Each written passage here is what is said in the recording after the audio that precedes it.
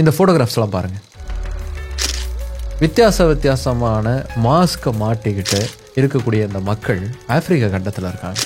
மேற்கு ஆப்பிரிக்காவில் இருக்கக்கூடிய பர்கினா ஃபாசோ அப்படிங்கிற நாட்டுக்கு பக்கத்தில் இருக்கக்கூடிய மாலிங்கிற நாட்டில் வாழக்கூடிய மக்கள் தான் இந்த மக்கள்.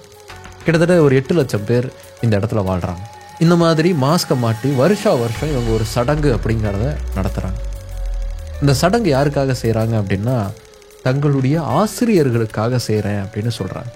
எந்த ஆசிரியர்களுக்கு?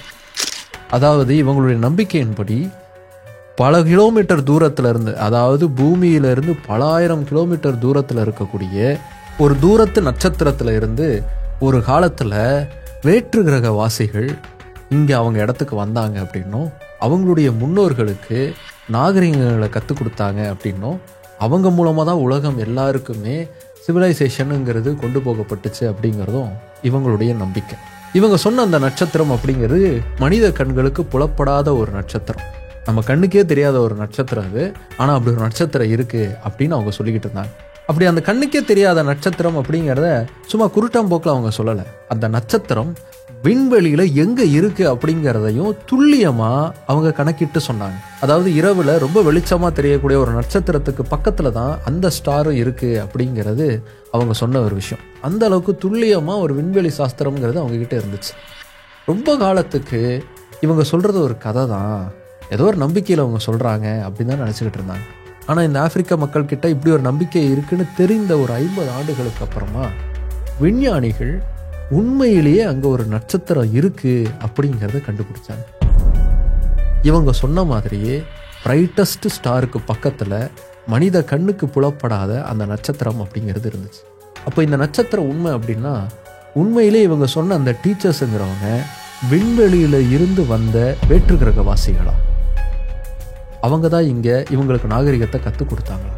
பல நூற்றாண்டுகளுக்கு முன்னாடியே பூமிக்கு வேற்று கிரகவாசிகள் வந்திருக்காங்களா? வேற்று கிரகவாசிகள்ங்கிறவங்க உண்மையிலேயே இருக்காங்க அப்படிங்கிறதுக்கு நிகழ்கால சாட்சியாகவே இந்த ஆப்பிரிக்க மக்கள் இருக்காங்களா? இப்படி பல கேள்விகள் வேற்று கிரகவாசிகளை பற்றி சுற்றிக்கிட்டே தான் இருக்குது.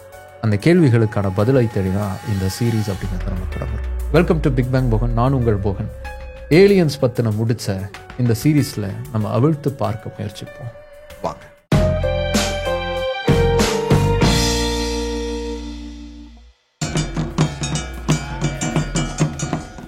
நான் சொல்லிட்டு இருந்த அந்த மக்களுடைய பெயர் டாகான் மக்கள். மாலிங்கிற இடத்துல இருக்கக்கூடிய இந்த மக்கள் இப்படி ஒரு பெக்யூலியரான பழக்கத்தை வந்து காலங்காலமாக பரம்பரையாக ஃபாலோ பண்ணிக்கிட்டே இருக்காங்க.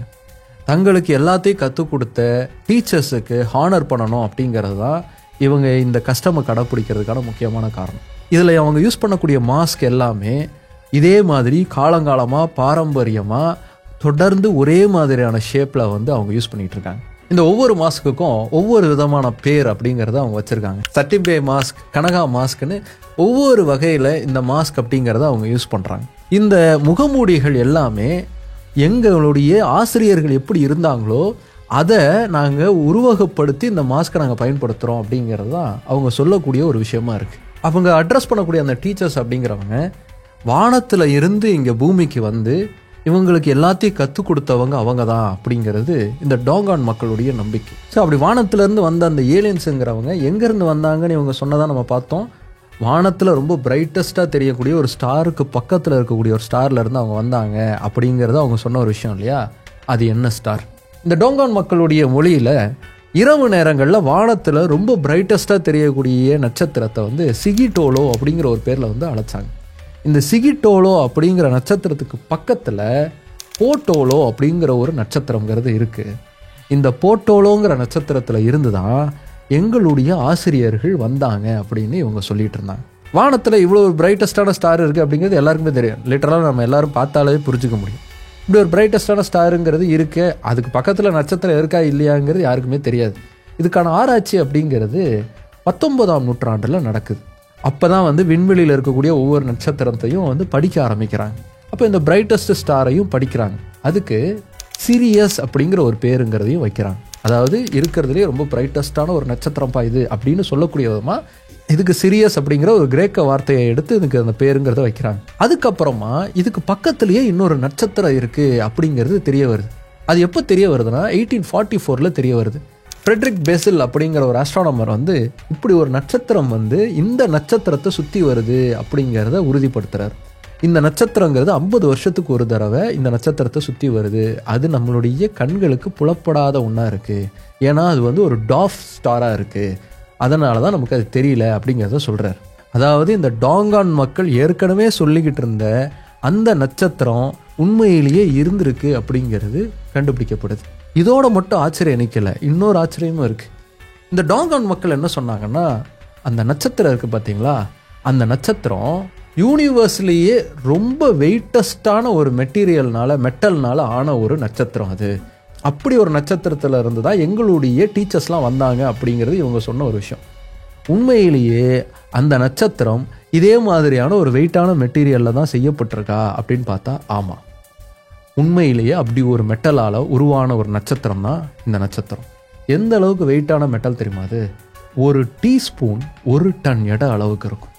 அந்த அளவுக்கு ரொம்ப வெயிட்டஸ்டான மெட்டலில் உருவான ஒரு நட்சத்திரம் இந்த நட்சத்திரம். ஸோ டாங்கான் மக்கள் ஒரு விஷயத்தில் இல்லை, 2 விஷயத்தில் ரொம்ப தெளிவாக கரெக்டாக சொல்லியிருக்காங்க. அவங்களுடைய இன்னொரு நம்பிக்கைங்கிறது ஒன்று இருக்குது. இன்னொரு நட்சத்திரமும் இந்த நட்சத்திர குடும்பத்துக்குள்ளே இருக்குது. அதுக்கு பேர் எமேயா அப்படின்னு இந்த டாங்கான் மக்கள் சொல்கிறாங்க. ஆனால் சயின்டிஃபிக்கலாக இது வரைக்கும் அது ப்ரூவ் செய்யப்படலை. ஒருவேளை அதுவும் ப்ரூவ் செய்யப்பட்டால் இவங்க சொல்கிறது எல்லாமே கரெக்டான ஒன்றா இருக்குது. இது பல நூற்றாண்டு காலமாக இந்த டாங்கான் மக்கள் மத்தியில் இருக்கக்கூடிய ஒரு நம்பிக்கை. நல்லா கவனிக்கணும், இவங்ககிட்ட எந்த விதமான அட்வான்ஸ்டான சயின்டிஃபிக்கல் எக்யூப்மெண்ட்டுங்கிறது கிடையாது. கண்ணுக்கே புலப்படாத ஒரு நட்சத்திரத்தை இவ்வளவு துல்லியமாக, அதுவும் அது எந்த மெட்டலால் செய்யப்பட்டது அப்படிங்கிறதையும் இவ்வளவு டீட்டெயிலாக இவ்வளோ அக்யூரேட்டாக எப்படி இவங்களால சொல்ல முடிஞ்சது? அந்த அளவுக்கு இவங்களுக்கு விண்வெளி அறிவுங்கிறது எப்படி இருந்துச்சு அப்படிங்கிறது ஒரு பெரிய மிராக்கிளான ஒன்றா இருந்துச்சு. ஆனால் இதை நாங்களே கற்றுக்கிட்ட ஒன்றும் இல்லைங்க, எங்களுக்கு வந்து எல்லாத்தையும் சொல்லி கொடுத்த டீச்சர்ஸ் எங்களுக்கு சொன்னது. அவங்க தான் அவங்க எங்கேருந்து வந்தாங்க, அவங்க நட்சத்திரம் எதால் ஆனது எல்லாத்தையும் எங்களுக்கு சொன்னாங்க அப்படிங்கிறது இந்த டாங்கான் மக்கள் சொல்லக்கூடிய ஒரு விஷயம். ஸோ இது ஏலியன்ஸ் இருக்காங்களா இல்லையா அப்படிங்கிற கேள்விகளில் முக்கியமான ஒரு கேள்வியாக அதுக்கப்புறம் உருவாச்சு. உண்மையிலே ஏலியன்ஸுங்கிறவங்க இருக்காங்க, அதுக்கான உண்மையான சாட்சி இந்த டாங்கான் மக்கள் தான் அப்படின்னு இன்றைக்கும் பல பேர் சொல்லுவாங்க. ஆனால் சயின்டிஸ்ட்லாம் என்ன சொல்கிறாங்கன்னா, இது ஒரு கோயின்சிடென்ஸாக இருக்கலாம், இப்படி ஒரு நம்பிக்கை அவங்களுக்கு இருந்திருக்கலாம், அதே நம்பிக்கையின் அடிப்படையில் உண்மையாகவே சயின்டிஃபிக்கலாகவும் அது ப்ரூவ் ஆகிருக்கலாம், அவ்வளோதான் அப்படிங்கிறது அவங்களுடைய வாதம். ஆனால் ஒரு விஷயத்தில் அப்படி நடக்கலாம், எப்படி 2 விஷயத்தில் கரெக்டாக அக்யூரேட்டாக நடக்குது அப்படிங்கிறது இவங்க கேட்கக்கூடிய ஒரு கேள்வி. அதுக்கு சயின்டிஸ்ட் என்ன சொல்கிறாங்க அப்படின்னா, இது எவ்வளோ நூற்றாண்டுகளாக பழக்கத்தில் இருக்குங்கிறத உறுதியாக சொல்ல முடியல, இது ரீசன்ட் டைம்ஸில் கூட சேர்க்கப்பட்டிருக்கலாம், அந்த மக்கள் அப்படி ஒரு நம்பிக்கையில் உருவாயிருக்கலாம். ஆனால் ஒரு நட்சத்திரத்திலேருந்து வந்தாங்க அப்படிங்கிற அவங்களுடைய கடவுளருடைய நம்பிக்கைங்கிறது இதோட கோயின்சிடென்ஸ் ஆகிருக்கிறதுக்கான வாய்ப்புகள் தான் இருக்குது. இது மாதிரியான பல நம்பிக்கைகள், அதாவது நாங்கள் சூரியன்லேருந்து வந்தவங்க, நாங்கள் வந்து நிலாவிலேருந்து வந்தவங்க அப்படிங்கிற மாதிரியான பல நம்பிக்கைகள் ஆப்பிரிக்க மக்கள் மத்தியில் இருக்குது. அதே மாதிரி இதுவும் ஒரு நட்சத்திரத்திலிருந்து வந்தவங்க அப்படிங்கிற மாதிரியான ஒரு நம்பிக்கைங்கிறது இருக்கும். ஸோ இது வந்து ஒரு கோயின்சிடென்ஸ் தான் அப்படிங்கிறது சயின்டிஸ்ட் வைக்கக்கூடிய வாதம். ஆனால் இது ரொம்ப கன்வின்சிங்காக கிடையாது, சயின்டிஸ்ட் சொல்லக்கூடிய பதில் சரியாக இல்லை அப்படிங்கிறதான் ஏலியன்ஸ் மேலே நம்பிக்கை இருக்கிறவங்க சொல்லக்கூடிய பதிலாக இருக்குது. இப்படி கேள்விகளுக்கு பதில் இல்லாத புதிர்கள் ஏலியன்ஸை சுற்றி நிறைய சுற்றிக்கிட்டே தான் இருக்குது. ஏலியன்ஸ் அப்படிங்கிற இந்த புரியாத புதிர் அப்படிங்கிறது பல காலமாக மனிதர்கள் மத்தியில் சுற்றிக்கிட்டு தான் இருக்குது. வெற்று கிரகவாசிகள் அப்படிங்கிறவங்க இருக்கிறதுக்கான வாய்ப்புகள் இருக்குது அப்படிங்கிறது கிரேக்க தத்துவ அணிகளிலிருந்து சொல்லக்கூடிய ஒரு விஷயம். கிறிஸ்தவம் அப்படிங்கிறது பெருசாக வளர ஆரம்பித்தப்போ, கிறிஸ்தவத்துக்குள்ளேயே மாற்று சிந்தனையாளர்கள் உருவாக ஆரம்பித்தப்போ ஏலியன்ஸ் கண்டிப்பாக இருக்கிறதுக்கான வாய்ப்புகள் இருக்குது அப்படிங்கிற கருத்துக்களை முன்வைக்க ஆரம்பித்தாங்க.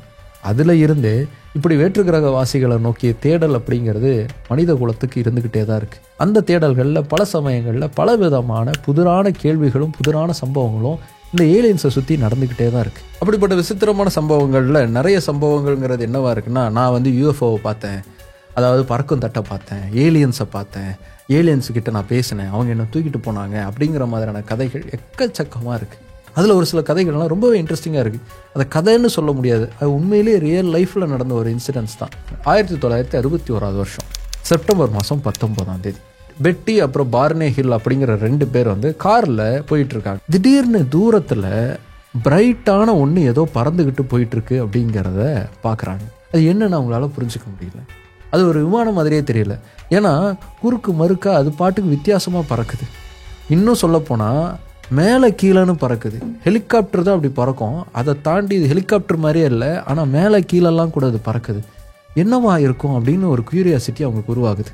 அதை ஃபாலோ பண்ணி போய்கிட்டே இருக்கும்போது திடீர்னு அந்த பறந்துக்கிட்டு இருந்த அந்த பொருளுங்கிறது இவங்கள நோக்கி வர ஆரம்பிக்குது. காரை நிறுத்திட்டு வெளியில் இறங்கி பார்க்குறாங்க. அப்போ அந்த பறந்துக்கிட்டு இருந்த அந்த பொருளில் இருந்து ஒரு சத்தம் கேட்குது, அசையாமல் அப்படியே நில்லுங்க அப்படின்னு. இவங்க நிற்கிறாங்க. அதுக்கப்புறம் என்ன நடந்துச்சுன்னே இவங்களுக்கு மறந்துட்டாங்க.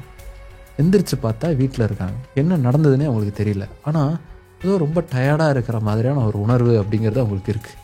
எல்லாமே மறந்து போன மாதிரியான ஒரு ஃபீலில் இருக்குது. ஸோ டாக்டர்கிட்ட ட்ரீட்மெண்ட்டுக்கு போகிறாங்க. டாக்டர் வந்து உங்களுக்கு சைக்கியாட்ரிக் ட்ரீட்மெண்ட் வேணும் அப்படின்னு சொல்லி அவங்களுக்கு வந்து சைக்கியாட்ரிக் ட்ரீட்மெண்ட்டை கொடுக்க ஆரம்பிக்கிறார். அதாவது அந்த படத்துலலாம் காட்டுவாங்களே, இப்போ நீங்கள் 5 வயசில் இருக்கீங்க, 6 வயசில் இருக்கீங்க, அந்த மாதிரி ஹிப்னாட்டிசம் முறையில் அவங்களுக்கு ட்ரீட்மெண்ட் அப்படிங்கிறது கொடுக்கப்படுது. அந்த ட்ரீட்மெண்ட்டில் அவங்களுக்கு நடந்த விஷயங்களெல்லாம் சொல்ல ஆரம்பிக்கிறாங்க. என்ன சொல்கிறாங்க அப்படின்னா, நாங்கள் பறக்கக்கூடிய ஒரு பொருளை பார்த்தோம். அது வந்து ரவுண்டான ஷேப்பில் இருந்துச்சு.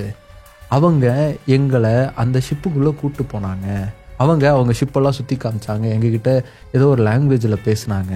அதுக்கப்புறமா எங்களை கீழே இறக்கி விட்டாங்க அப்படிங்கிற மாதிரியான ஒரு கதையை சொல்கிறாங்க. இவங்களுக்கு தனித்தனியாக அந்த ட்ரீட்மெண்ட் அப்படிங்கிறது கொடுக்கப்படுது. 2 பேருமே கிட்டத்தட்ட ஒரே மாதிரியான கதையை தான் சொல்கிறாங்க. ஒரு சில சின்ன சேஞ்சஸ் மட்டும்தான் அந்த கதையில் இருக்குது. இவங்க 2 பேரையும் அதுக்கப்புறமா செக் பண்ணி பார்த்ததில் இவங்களுடைய உடலில் மைல்டான ரேடியேஷனுக்கான அறிகுறி தெரியுது அப்படிங்கிறதும் தெரிய வந்துச்சு. ஸோ இவங்க சொல்லியிருக்கிறது உண்மையாக இருக்குமோ அப்படிங்கிற கேள்விங்கிறது உருவாச்சு. இந்த சம்பவம் எங்கே நடந்திருக்கு அப்படின்னா, நயகரா ஃபால்ஸு பக்கத்தில் இது நடந்திருக்கு. இதே மாதிரியான ஒரு சம்பவம் இது முதல் முறையில் ஏகப்பட்ட தடவை நடந்திருக்கு. 1957 இதே மாதிரியான ஒரு சம்பவம் அப்படிங்கிறது ரெக்கார்ட் ஆகிருக்கு. அது எங்கே நடந்திருக்கு அப்படின்னா, மெக்சிகோவில் நடந்திருக்கு. ஆண்டோனியோ விலாஸ் அப்படிங்கிறவர், நான் வந்து இந்த மாதிரி வேற்றுக்கிரக வாசிகளை பார்த்தேன் அப்படின்னு ஒரு மேட்டரை சொல்கிறார். அவர் என்ன சொல்கிறாரு அப்படின்னா, நான் என்னுடைய தோட்டத்தில் வேலை பார்த்துக்கிட்டு இருந்தேன். அந்த சமயத்தில் முட்டை வடிவத்தில் ஒரு பறக்கக்கூடிய ஒரு பொருள் வந்து என் தோட்டத்துக்கு வந்துச்சு. ஹெலிகாப்டர் இறங்குற மாதிரி இறங்குச்சு. 3 காலில் அது நின்றுச்சு. அதில் இருந்து ஒரு 3-4 பேர் கீழே இறங்கி வந்தாங்க. வந்தவங்களை பார்த்து நான் பயந்துட்டேன், ஓட ஆரம்பிச்சிட்டேன். ஆனால் ஓடின எண்ணெய் பிடிச்சிட்டாங்க. கூப்பிட்டு போய் என் மொத்த ட்ரெஸ்ஸையும் அவுத்துட்டு உடம்பு முழுக்க ஒரு ஜெல்லை தடவி என்னென்னமோ ஆராய்ச்சி பண்ணாங்க. அவங்களுக்குள்ளே ஏதோ ஒரு லாங்குவேஜில் பேசிக்கிட்டாங்க. அப்படி பேசிலாம் முடித்ததுக்கப்புறமா என்னை தடவி கொடுத்து பயப்படாதங்கிற மாதிரியான ஒரு சிக்னல் காமிச்சாங்க.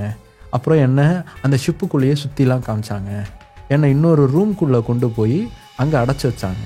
அந்த ரூமில் ஏதோ விதமான ஒரு புகையை வந்து உள்ளே தள்ளினாங்க. அந்த புகையெல்லாம் முடிஞ்சதுக்கப்புறமா அந்த ஏலியன்களில் ஒரு பொண்ணு வந்து அந்த ரூமுக்குள்ளே வந்தா. அவளும் தன்னுடைய ஆடையெல்லாம் கலைச்சா. ரொம்ப அழகாக இருந்தா. அவளுடைய கண் வந்து பூனை கண்ணு மாதிரியே இருந்துச்சு. அவளுடைய முடிங்கிறது பிளாட்டினம் மாதிரி இருந்துச்சு. அதுக்கப்புறமா அந்த ரூமில் எங்களுக்குள்ள கபி ஆயிடுச்சு.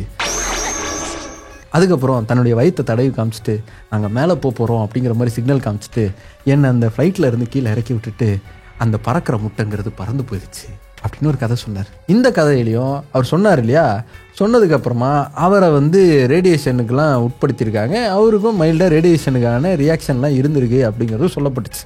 இப்படி ஏகப்பட்ட கதைகள் அப்படிங்கிறது நிறைய நாங்கள் ஏலியன்ஸை பார்த்தோம்னு சொல்லக்கூடிய விஷயங்கள் இருக்கும். இந்த கதைகளில் இருக்கக்கூடிய உண்மைத்தன்மைங்கிறது எந்த அளவுக்கு இருக்குது அப்படிங்கிறத சயின்டிஸ்ட் வந்து ஆராய்ச்சி பண்ணாங்க.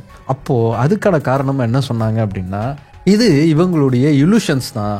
தொடர்ந்து வந்து ஏலியன்ஸை பற்றியே இவங்க படிக்கிறதுனாலையும் அது மேலேயே ரொம்ப ஆர்வமாக ரொம்ப அப்சஷனாக இருக்கிறதுனாலையும் இவங்க வந்து ஏலியன்ஸை நாங்கள் பார்த்தோம், ஏலியன்ஸ் எங்களை வந்து தூக்கிட்டு போனாங்க அப்படிங்கிற மாதிரியான நம்பிக்கைக்குள்ளே போயிட்டாங்க. அதுதான் இதில் நடந்திருக்கு.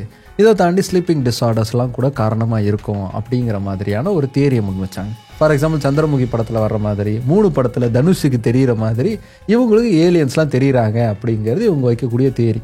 அது மெடிக்கலி ப்ரூவான ஒரு தியரி அப்படிங்கிறதுனால இவங்களுக்கும் அது நடந்திருக்கிறதுக்கான வாய்ப்புகள் இருக்குது. இதை தாண்டி பல கதைகள்ங்கிறது என்னென்னா வெறும் கதை தான். இந்த மாதிரியான மெடிக்கல் கண்டிஷன்லாம் அவங்களுக்கு கிடையாது. எப்படியாவது நமக்கும் பேர் வந்துடும்டா, எப்படியாவது நாமளும் புகழ் அடைஞ்சிடணும்டா, எப்படியாவது ஏலியன்ஸ் வச்சு ஃபேமஸ் ஆகிடணுண்டான்னு எப்படி இந்த திவாகரை வச்சு எந்தெந்த சேனல்லாம் வந்து ஃபேமஸ் ஆகலான்னு திட்டம் போடுறாங்களோ அது மாதிரி இவங்கெல்லாம் திட்டம் போட்டு ஏலியன்ஸை வச்சு பேசி வந்து ஃபேமஸ் ஆகிறதுக்காக ட்ரை பண்ணி கதை சொல்லியிருக்காங்க. இப்படி தான் இந்த கதைகள்லாம் உருவாயிருக்கு. ஆனால் இப்படி பார்த்தவங்க கதையை தாண்டி ஏலியன்ஸ் அடிக்கடி வந்துட்டு போகிறாங்க அப்படிங்கிறதுக்கு வேறு ஏதாவது ஒரு எவிடன்ஸ் இருக்கா, வேறு ஏதாவது ஒரு தடயம் இருக்கா அப்படிங்கிற கேள்விக்கு எல்லாரும் சொல்லக்கூடிய ஒரு பதில் என்னன்னா, கிராப் சர்க்கிள்ஸ். ஐரோப்பாவில் குறிப்பாக இங்கிலாந்தில், அதுக்கப்புறமா ஜெர்மனியில், அதே மாதிரி அமெரிக்காவில் கிராப் சர்க்கிள்ஸ் அப்படிங்கிற ஒரு ஃபினாமினனுங்கிறது அடிக்கடி நடக்கக்கூடிய ஒன்று. அதாவது பெரிய ஏக்கர் கணக்கில் இருக்கக்கூடிய வரப்புகளில் வித்தியாசமான ஷேப்ஸ் அப்படிங்கிறது வரையப்பட்டிருக்கும். அது எப்படி உருவாக்கப்பட்டிருக்கு அப்படின்னா, அந்த வயல்வெளியில் இந்த ஷேப்பு தெரிகிற மாதிரி அந்த கிராப்ஸ் அப்படிங்கிறது வெட்டப்பட்டிருக்கு. இதை வானத்திலிருந்து பார்த்தா தான் அதனுடைய முழுமையான ஷேப் அப்படிங்கிறதே நமக்கு தெரியுது.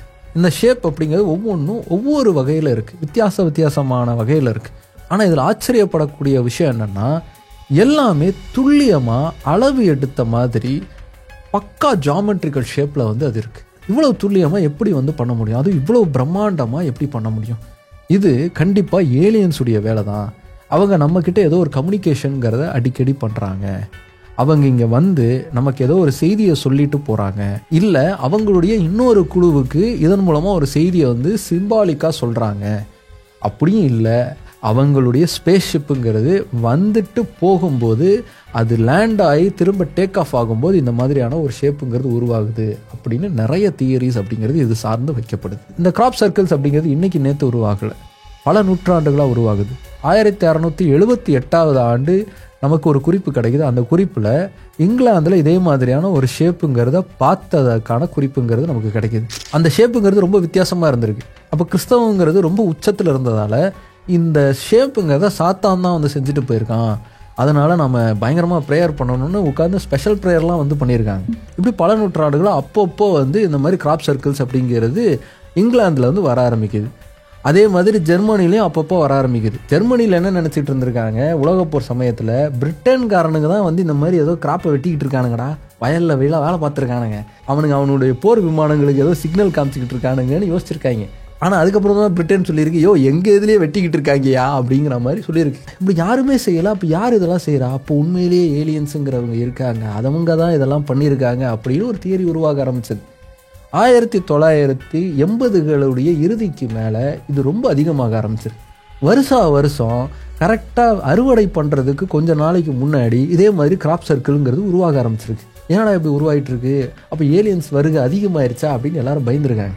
அப்போ தான் 1991 டக் போவர் அப்புறம் டேவ் கார்லே அப்படிங்கிற 2 பிரிட்டிஷ்காரங்க வெளியில் வந்து ஓப்பனாக ஒரு ஸ்டேட்மெண்ட் கொடுத்தாங்க. நீங்கள் பார்த்த அந்த கிராப் சர்க்கிள்லாம் நாங்கள் பண்ண வேலை தான், சும்மா உங்களை ப்ராக் பண்ணோம் அப்படின்னு சொன்னாங்க. கரெக்டாக பிளான் பண்ணி நாங்கள் வந்து இந்த மாதிரியான டிசைன்ஸ்லாம் உருவாக்கணும் அப்படின்னு அவங்க சொன்னாங்க. 91 மட்டும் இப்படி ப்ராங்க் நடக்கலை.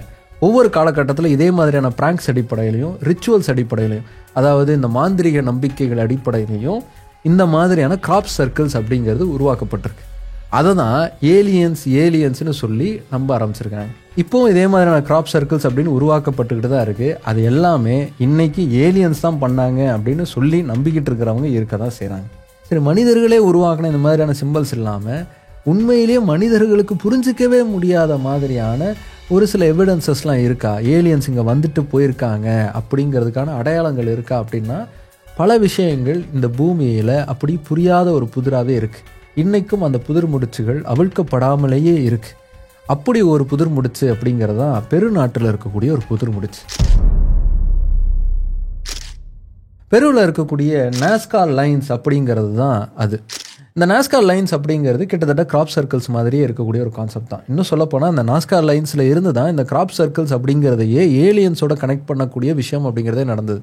இந்த நாஸ்கா லைன்ஸ் அப்படிங்கிறது வானத்தில் இருந்து மட்டுமே பார்க்கக்கூடிய ஒன்று. இந்த நாஸ்கா லைன்ஸ் அப்படிங்கிறத ஏன்ஷியன்ட் சிவிலைசேஷனை சார்ந்த மக்கள் வந்து உருவாக்கியிருப்பாங்க அப்படிங்கிற ஒரு நம்பிக்கைங்கிறது இருக்குது. ஆனால் இவ்வளோ பிரம்மாண்டமான இந்த மாதிரியான அமைப்புகளை எப்படி வந்து எந்த டூலை யூஸ் பண்ணி இவங்க வந்து உருவாக்குனாங்க அப்படிங்கிறது இன்றைக்குமே வந்து பெரிய கேள்விக்குறியாக இருக்கக்கூடிய ஒன்று. வானத்திலிருந்து பார்த்தீங்கன்னா வித்தியாசமான டிசைன்ஸ் அண்ட் ஷேப்ஸில் வந்து இந்த நாஸ்கா லைன்ஸ் அப்படிங்கிறது இருக்குது. அதில் ஒரு சிலதெல்லாம் பார்த்தீங்கன்னா ரன்வே மாதிரியே இருக்கும். அது எல்லாமே வேற்று கிரகத்திலேருந்து வரக்கூடியவங்க அவங்களுடைய விண்கலத்தை இல்லைனா பறக்கும் தட்டை லேண்ட் பண்ணுறதுக்காக உருவாக்குன ஒரு ரன்வே தான் இது அப்படின்னு சொல்லக்கூடியவங்க இருக்காங்க. ஆனால் ஏன் இந்த மாதிரியான ஒரு டிசைன்ஸ் அப்படிங்கிறது பேட்டர்ன்ஸுங்கிறது உருவாயிருக்கு அப்படிங்கிறது யார் உருவாக்குனாங்க அப்படிங்கிறதுக்கு இன்றைக்கு வரைக்கும் பதிலுங்கிறதே இல்லை. ஒரு சில சயின்டிஸ்ட்லாம் இது இயற்கையாக உருவாக்கப்பட்ட ஒன்றா இருக்கலாம், நம்ம பூமியில் இருக்கக்கூடிய நில அமைப்பில் இருக்கக்கூடிய பிளேட்ஸ் வந்து அந்தந்த காலகட்டங்களில் மாறினதுனால கூட இந்த மாதிரியான பேட்டர்ன்ஸ் உருவாயிருக்கலாம் அப்படின்னு சொல்லுவாங்க. ஆனால் இன்னைக்கு வரைக்கும் அதற்கான சரியான பதில் அப்படிங்கிறதே கிடைக்கல. அதே மாதிரி ஸ்டோன் ஹெஞ்ச் அப்படிங்கிற ஒரு அமைப்புங்கிறது இருக்குது. இந்த ஸ்டோன் ஹெஞ்ச் அப்படிங்கிறது யூரோப்பில் இருக்குது. இது ஒரு காலத்தில் கோயிலாக இருந்திருக்கலாம், பழங்கால சிவிலைசேஷனில் இருந்த மக்கள் இங்கே வழிபாடு செஞ்சுருக்கலாம், இல்லைனா வான சாஸ்திரத்தை படிக்கிறதுக்காக அதை பயன்படுத்தியிருக்கலாம் அப்படின்னு சொல்லுவாங்க. ஆனால் இந்த ஸ்டோன் ஹெஞ்சுங்கிறது எப்படி உருவாக்கப்பட்டிருக்கும் அப்படிங்கிறதே ஒரு பெரிய கேள்விக்குறி தான். ஏன்னா பாறைகளை அடுக்கி வச்சு அந்த பாறைகளுக்கு மேலே பெஞ்ச் மாதிரி இன்னொரு பாறையை அடுக்கி வச்சுருப்பாங்க. இவ்வளோ டன் கணக்கில் வெயிட்டில் இருக்கக்கூடிய அந்த பாறைகளை எப்படி ஒன்றுக்கு மேலே அடுக்கி வச்சாங்க, என்ன டெக்னாலஜி அவங்க பயன்படுத்தினாங்க அப்படிங்கிறது ஒரு பெரிய கேள்விக்குறி. ஈஸ்டர் ஐலாண்ட் அப்படிங்கிற ஒரு ஐலாண்ட் இருக்குது. பெரிய பெரிய தலை மாதிரியான கற்சிற்பங்கள் இருக்கக்கூடிய பகுதி அது. அந்த தலைக்கு கீழே உடல் இருக்கலாம் அப்படிங்கிறது நம்பிக்கை. ஒரு சில ஆராய்ச்சியில் அது ப்ரூவ் ஆயிருக்கு அப்படின்னு சொல்கிறாங்க. இந்த ஈஸ்டர் ஐலாண்டில் இவ்வளோ பெரிய ஸ்ட்ரக்சருங்கிறது எப்படி உருவாக்கப்பட்டுச்சு, எதை உருவாக்குனாங்க? ஏன்னா இந்த ஈஸ்டர் ஐலாண்டில் பாறை இருந்ததற்கான தடயங்களே இல்லை. ஏதோ ஒரு இடத்துல இருந்து இதை செஞ்சு எடுத்துகிட்டு வந்து தான் இங்கே வச்சுருக்க முடியும். எதுக்கு இதை செஞ்சாங்க, எப்படி இதை செஞ்சாங்க, எப்படி இதை தூக்கிட்டு வந்தாங்க, எப்படி இதை வந்து இங்கே இன்ஸ்டால் பண்ணாங்க அப்படிங்கிறது இன்றைக்குமே ஒரு பெரிய கேள்விக்குறியாக இருக்கக்கூடிய ஒன்று தான். ஆனால் இன்னும் இதோடைய புதிர் முடிச்சுகள் அவிழ்க்கப்படாமல் இருக்குது அப்படிங்கிறதுனாலேயே இது எல்லாமே ஏலியன்ஸ் செஞ்சது தான். ஏலியன்ஸ் டெக்னாலஜியை யூஸ் பண்ணி அவங்களுடைய கைடன்ஸால் தான் இதெல்லாம் செஞ்சாங்க. ஒரு காலத்தில் பல நூற்றாண்டுகளுக்கு முன்னாடி ஏலியன்ஸ் இங்கே வந்தாங்க, மனிதர்களுக்கு எல்லாம் சொல்லி கொடுத்தாங்க, அதுக்கப்புறமா அவங்க கிளம்பி போனாங்க அப்படிங்கிறதெல்லாம் முழுசாக நம்மளால் ஏற்றுக்க முடியாது. அதெல்லாம் மித்தாக தான் இருக்கும். அதுக்கு நிறைய உதாரணங்கள் சொல்லலாம். உதாரணத்துக்கு பிரமிட்ஸை சொல்லலாம். எகிப்துன்னு சொன்னாலே பிரமிட்ஸ் தான் ஞாபகம் வரும். இந்த பிரமிடில் ரொம்ப பழமையான ஒரு பிரமிட் எது, ரொம்ப பிரம்மாண்டமான ஒரு பிரமிட் எது அப்படின்னா கீசாவில் இருக்கக்கூடிய பிரமிட் தான். இந்த பிரமிட் கட்டப்பட்ட காலத்தில் இந்த பிரமிடை கட்டுறதுக்கான டெக்னாலஜியே இருந்திருக்காது அப்படின்னு சொல்லுவாங்க. ஏன்னா அந்த அளவுக்கு ரொம்ப பிரம்மாண்டமான ஒரு ஸ்ட்ரக்சர் அது. இந்த பிரமிடுங்கிறது கிட்டத்தட்ட 20 லட்சத்துக்கும் அதிகமான கற்பாறைகளை பயன்படுத்தி கட்டப்பட்ட ஒரு ஸ்ட்ரக்சர். இதில் ஒவ்வொரு பாறையுமே கிட்டத்தட்ட 2268 கிலோகிராம் வெயிட்டுங்கிறது இருக்கும். ஒரு 2.5 டன்னு அவ்வளோ வெயிட்டுங்கிறத தூக்கிட்டு வந்து இந்த பிரமிடுங்கிறத எப்படி கட்டியிருப்பாங்க. அதாவது வெயிட்டை தூக்கிட்டு வந்து ஒவ்வொரு இடத்துல அடுக்கி வைக்கல. நீங்கள் காம்பவுண்ட் கட்டுற மாதிரி லாங் ஸ்ட்ரக்சராக கட்டலை, ஒன்றுக்கு மேலே ஒன்று அடுக்கி வைக்கணும். கீழே அடுக்கி வைக்கிறது ரைட், ஆனால் அதுக்கு மேலே கல் எடுக்கணும்னா அவ்வளோ வெயிட் எப்படி ஏற்றிருப்பாங்க. அதுக்கு மேலே ஏற்றணும், டாப் வரைக்கும் போகணும். எப்படி அதை செஞ்சுருக்க முடியும்? அதுலேயும் கிங்ஸ் சேம்பர், அதாவது அந்த பிரமிடுக்குள்ளேயே இருக்கக்கூடிய கிங்ஸ் சேம்பர்லாம் ரொம்ப அதிக எடையுள்ள கற்களை பயன்படுத்தியிருக்காங்க. ஒரு சில கல்லெல்லாம் 50 டன் எடை இருக்கும் அப்படின்னு சொல்கிறாங்க. அவ்வளவு எடையில் இருக்கக்கூடிய அந்த கல்லை எப்படி நகர்த்தி கொண்டு வந்தாங்க, எப்படி இந்த ஹைட்டுக்கு ஏற்றுனாங்க, எப்படி இது சாத்தியமாச்சு? இது கண்டிப்பாக ஏன்ஷியன்ட் டெக்னாலஜிங்கிறது ஏலியன் டெக்னாலஜி தான். ஏலியன்ஸுடைய உதவியால் தான் இதை செஞ்சு முடிச்சிருக்காங்க அப்படிங்கிற ஒரு தியரிங்கிறது சொல்லப்படுது. இன்னும் ஒரு சில பேர்லாம் இருக்காங்க, இந்த பிரமிடு கீழேயே பார்த்திங்கன்னா ஒரு பெரிய ஸ்ட்ரக்சருங்கிறது இருக்கும். அது ஏலியன்ஸ் இந்த பூமிக்கு மறுபடியும் ரிட்டர்ன் ஆன உடனே ராக்கெட்டு மாதிரி அவங்களுக்கு யூஸ் ஆக போகுது அப்படிங்கிற ஒரு தியரிலாம் இருக்குது. இந்த பிரமிடு தான் ஏலியன்ஸுக்கு சிக்னல்ஸ் அனுப்புது அப்படிங்கிற தியரிலாம் இருக்குது. அதுக்கெலாம் வாய்ப்பே இல்லை, அதெல்லாம் மித்து தான். ஆனால் இந்த பிரமிடுங்கிறது எப்படி கட்டினாங்க, இதை கட்டுறதுக்கான டெக்னாலஜி என்ன பயன்படுத்தியிருப்பாங்க அப்படிங்கிறதுக்கு சயின்டிஃபிக்கலாக நிறைய மெத்தடாலஜி அப்படிங்கிறது இருக்குது. அதை நிறைய பேர் டீபங்க் அப்படிங்கிறத பண்ணிட்டாங்க. குறிப்பாக இந்த யூடியூப் சேனல் பாருங்கள், பிரமிடுங்கிறத எப்படி கட்டியிருக்கலாம் அப்படிங்கிறத ரொம்ப எளிமையாக விளக்கியிருப்பாங்க. வெறும் வாட்டர் ரிசோர்ஸுங்கிறத பயன்படுத்தி மட்டுமே லிஃப்ட்டில் பொருள் ஏற்றிட்டு போகிற மாதிரி இந்த வெயிட்டெல்லாம் நகர்த்தி கொண்டு போய் இந்த பிரமிட் அப்படிங்கிறது கட்டப்பட்டிருக்கோம் அப்படிங்கிற ஒரு தியரி ரொம்ப ஈஸியாக எக்ஸ்பிளைன் பண்ணியிருப்பாங்க. ரொம்ப நல்லாயிருக்கும், போய் பாருங்கள். அதே மாதிரி தான் இந்திய கோயிலில் இருக்கக்கூடிய விமானங்கள். இந்தியாவில் இருக்கக்கூடிய பழங்கால கோயில்கள் பார்த்திங்கன்னா ரொம்ப உயரத்துக்கு இருக்கும். அதுக்கு மேலே விமானங்கள் அப்படிங்கிறது ஒரு சிங்கிள் ஸ்ட்ரக்சரில் இருக்கும். உதாரணத்துக்கு சொல்லணும் அப்படின்னா தஞ்சை பெரிய கோயில். தஞ்சை பெரிய கோயிலில் பெரிய அளவுக்கான ஒரு விமானம் அப்படிங்கிறது இருக்குது. அந்த விமானத்தை எப்படி அவ்வளோ உயரத்துக்கு கொண்டு போனாங்க அப்படிங்கிறது ஒரு பெரிய மிஸ்ட்ரியாகவே இருந்துச்சு. அதை எப்படி கொண்டு போயிருப்பாங்க, என்ன மாதிரியான கட்டுமான முறையை பயன்படுத்தியிருப்பாங்க அப்படிங்கிறது பல தடவை பல முறை விவாதத்துக்குள்ளான ஒன்றா தான் இருக்குது. இதே மாதிரியான கோயில் அமைப்பு அப்படிங்கிறது இந்தியா முழுக்க இருக்குது. இதுக்கு என்ன மாதிரியான தியரிங்கிறத முன் வச்சாங்கன்னா, இதுவும் ஏலியன் டெக்னாலஜி தான், ஏலியன்ஸ் தான் இந்த மாதிரியான கோயில் ஸ்ட்ரக்சரை கட்டுறதுக்கு உதவி செஞ்சாங்க அப்படிங்கிறது அவங்க சொன்ன தியரி. ஆனால் இதுவும் அப்போ இருந்த கட்டுமான அறிவுங்கிறது அவ்வளோ சூப்பராக இருந்திருக்கு. ஸோ யானைகளை பயன்படுத்தியும் அதுக்கேற்ற மாதிரியான சரியான திட்டமிடலும் வச்சு தான் இந்த விமானங்கள்ங்கிறது கோயில்களுடைய மேற்பகுதிக்கு கொண்டு போகப்பட்டிருக்கு அப்படிங்கிறத அதுக்கப்புறமா நிறைய பேர் எக்ஸ்பிளைன் பண்ணியிருக்காங்க. இதை தாண்டி இன்னொரு மேட்டர் இருக்குது. இந்த இதிகாசங்கள் புராணங்களில் வரும்ல விமானங்கள், அதை வச்சு கூட இந்த மாதிரி விமானங்கிறது இப்போ தான் சாத்தியமாயிருக்கு. ஆனால் அப்போவே இதை பற்றி எழுதியிருக்காங்கன்னா பார்க்காம எழுதியிருப்பாங்களா? அப்போ பறக்கக்கூடிய விமானங்கள் அப்போ இருந்திருக்கு, அது ஏலியன்ஸுடைய டெக்னாலஜி தான், அதை பார்த்து தான் இவங்க எழுதியிருக்காங்க அப்படின்லாம் சொல்லுவாங்க. ஃபார் எக்ஸாம்பிள், ராவணன் சீதையை விமானத்தில் தூக்கிட்டு போகிறாரு அப்படின்னு ராமாயணத்தில் வரும். பார்த்தீங்களா, பறக்கிற விமானம் வந்திருக்கு பாருங்கள். இப்போ தான் பறக்கிறதுக்கே வந்திருக்கோம். ஆனால் அப்போவே பறக்கிற விமானம் இருந்திருக்குன்னா அது ஏலியன் டெக்னாலஜி தாயா அப்படின்னு சொன்னாங்க. ஆக்சுவலாக அது வந்து ஒரு மித், அது வந்து ஒரு கற்பனை. வானத்தில் பறக்கணுங்கிற ஆசைங்கிறது பல நூற்றாண்டுகளாக மனிதனுக்கு இருந்திருக்கு. ஸோ தன்னுடைய கற்பனையில் உருவான ஒரு கதாபாத்திரம் பறக்கிறவனா இருக்கட்டுமே, பறக்கக்கூடிய பொருளில் போகட்டுமே அப்படிங்கிற ஒரு கற்பனையில் எழுதின ஒன்று தான் அது. ஸோ இந்த மாதிரி புதிர் முடிச்சுகள் அவிழ்க்கப்படாமல் இருக்கிறதுனாலேயே இந்த மாதிரியான ஸ்ட்ரக்சர்ஸ் எல்லாமே வந்து ஏலியன் டெக்னாலஜி அப்படின்னு சொல்லிட முடியாது. ஆனால் அது வரைக்கும் அதை பற்றி ஏலியன் டெக்னாலஜி அப்படி தான் சொல்லிகிட்டு இருப்பாங்க. ஸோ இந்த மாதிரி எல்லாமே மித்ஸு தான், எல்லாமே கதைகள் தான் அப்படின்னு பார்த்தா ஏலியன்ஸ் அப்படிங்கிறவங்க உண்மையிலே இல்லையா? அவங்க பூமியோட எந்த விதமான தொடர்பும் ஏற்படுத்திக்கவே இல்லையா? அப்படிங்கிற கேள்விக்கு என்ன பதிலுங்கிறது இருக்கும். உடனே நிறைய பேர் கீழே கமெண்ட் போட ஆரம்பிச்சிருப்பீங்க, என்ன ஏலியன்ஸ் இல்லைன்னு சொல்ல போகிற அதானே அப்படின்னு கேட்க ஆரம்பிச்சிருப்பீங்க. அதான் இல்லை, ஏலியன்ஸ் அப்படிங்கிறவங்க கண்டிப்பாக இருக்காங்க. we are not alone. Aliens அப்படிங்கிறவங்க இருக்காங்க அப்படிங்கிற முழுமையான கன்க்ளூஷனுக்கு நாம் எப்படி வந்தோம்? அதற்கான சயின்டிஃபிக்கலான ரிசர்ச்சுங்கிறது நடக்கவே இல்லையா? எப்போ வந்து சயின்டிஃபிக்கலாக ஏலியன்ஸை தெரிஞ்சுக்கணும் அப்படிங்கிற முயற்சிங்கிறது மனித சமுதாயம் எடுக்க ஆரம்பிச்சது?